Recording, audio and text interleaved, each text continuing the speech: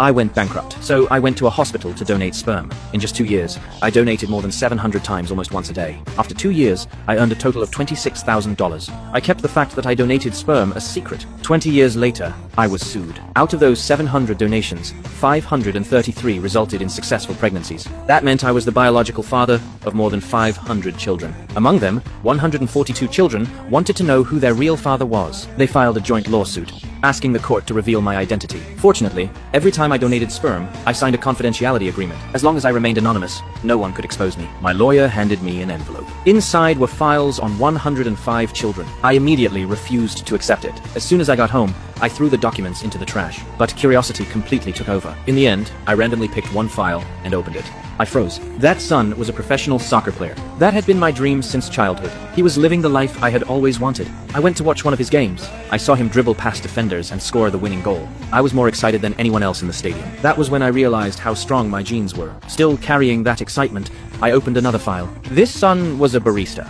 I walked into the cafe and ordered a coffee. I was very nervous talking to him for the first time. He looked impatient. I learned that although he worked as a barista, his dream was to become an actor. He had an audition that day, but his boss forced him to work overtime. If he skipped work and failed the audition, he would lose his job and end up on the street. I sat back in my car and completely broke down. Not all of my children were living good lives. At that moment, I wanted to do something for him. I went back into the cafe. I gave him my car keys and told him to go to the audition. I stayed behind and worked his shift for him. He was confused. He didn't understand why a stranger would help him. But somehow, he trusted me. Right after he left, his boss showed up. Because he was gone, he was fired. I felt deeply guilty. I thought I had made things worse. I waited outside, not knowing how to face him. Fortunately, he passed the audition. His acting career officially began. That sudden happiness completely pulled me in. I decided to meet all my children as a stranger. If they were doing well, I would stay away. If they weren't, I would do everything I could to help them. My children were everywhere. Lifeguards, nail technicians, tour guides, models. Thanks to my genes, they were all good looking.